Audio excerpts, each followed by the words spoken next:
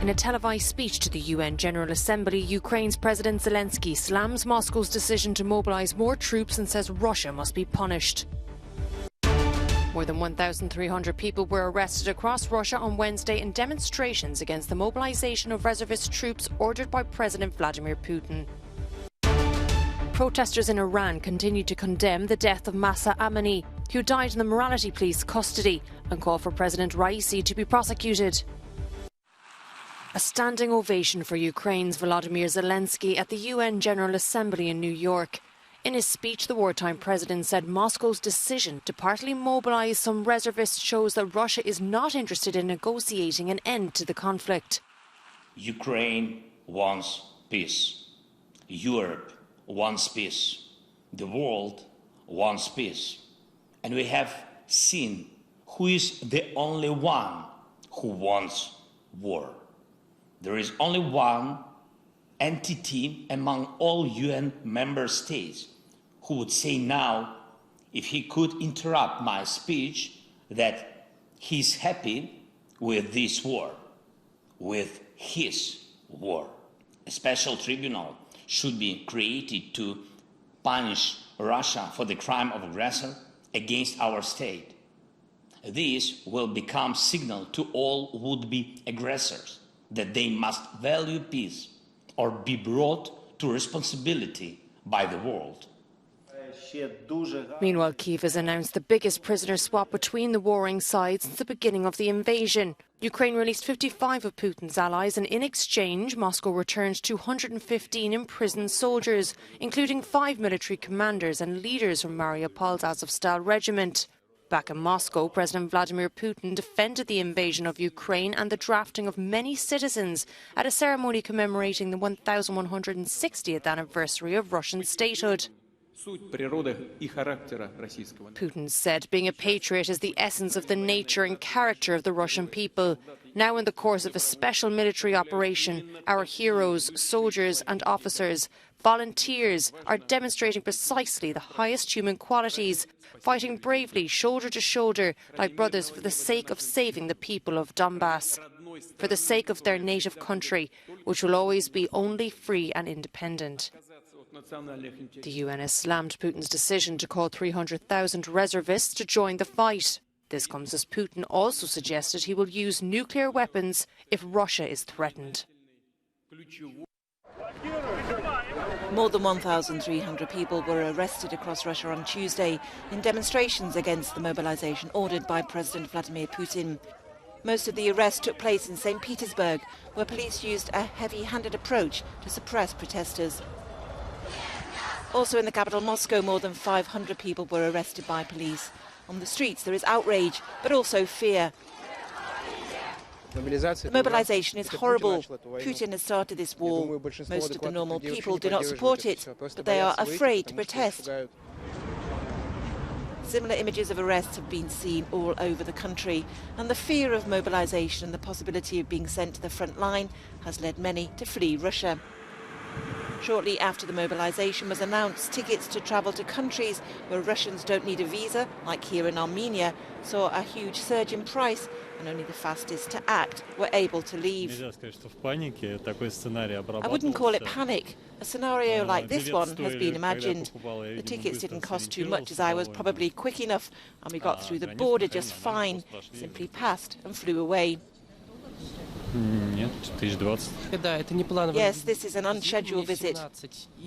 I'm 17 and I haven't had a letter from the recruitment office yet. But I'm studying online, which can be disputed, so we left.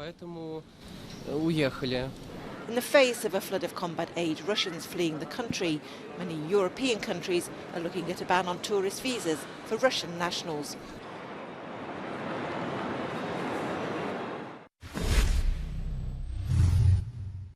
Ten prisoners, including 5 British nationals and 2 US military veterans, have been released by Russian-backed separatists as part of a prisoner exchange mediated by Saudi Arabia. The British fighters included Aidan Aslin and Sean Pinner, who were both sentenced to death by a controversial trial in Russian-held eastern Ukraine in June. Morocco's Brahim Sadoun was also among those who were released. In Brazil, at least 9 people were killed and dozens more injured when an auditorium hosting a campaign event ahead of upcoming elections partially collapsed. Images show state emergency services combing through the wreckage of a stage and stands following the accident. The collapse came during a visit to a shipping container company by candidates. At least 2 were among those injured. At least 3 people have been killed, 221 wounded and 250 arrested in Iran's Kurdistan region as men and women continue to protest the death of Mahsa Amini. The 22-year-old died while in the custody of the morality police for not wearing her headscarf correctly. Norwegian NGO, the Iran Human Rights Group, are calling on Tehran to stop state killings. I think the murder of Mahsa was probably the last drop that led to this overflow. So it could be the beginning of a big change. It could also be, what worries us is what the authorities will do. We saw how they helped Bashar Assad in Iran. They were involved in killing thousands of people. Meanwhile, dozens of demonstrators in New York gathered near UN headquarters as the Iranian president addressed the General Assembly.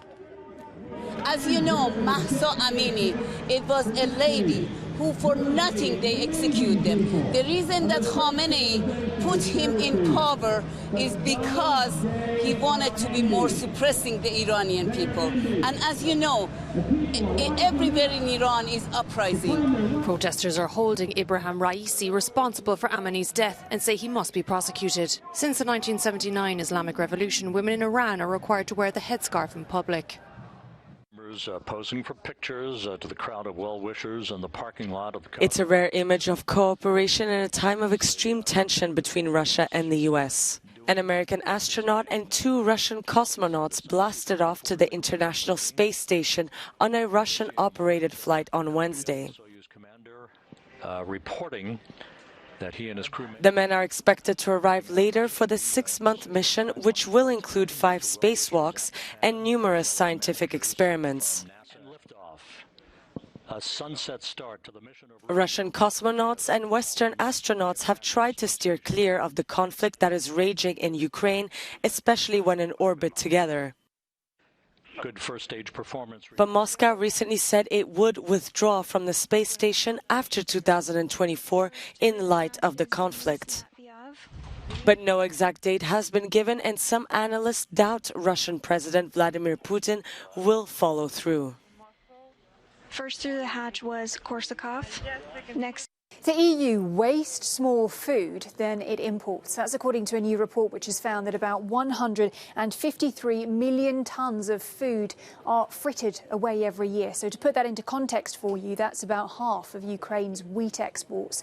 Now, on top of that, Feedback EU, which produced this study, also found that simply curbing on-farm waste could puncture food price inflation that many countries are currently grappling with. Well, to talk more about this now, Martin Bowman joins me. He's a senior policy and campaigns manager at Feedback EU, and he's an expert on food waste. Martin, great to have you with us. How, and I guess why on earth, are we throwing that much food away?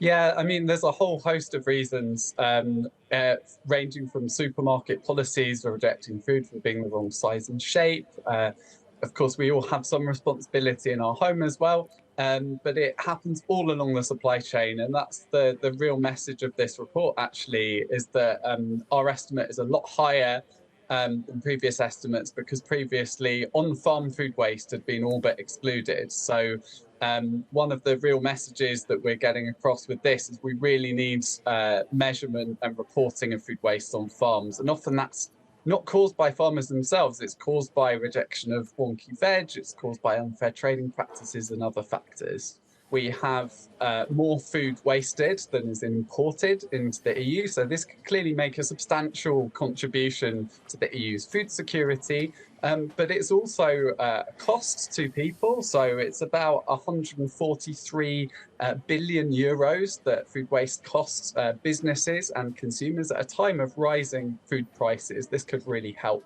And finally, this is really important to averting climate crisis. So at least 6% of the EU's emissions come from food waste. And as we know, climate change is actually one of the contributors to the current food crises as well.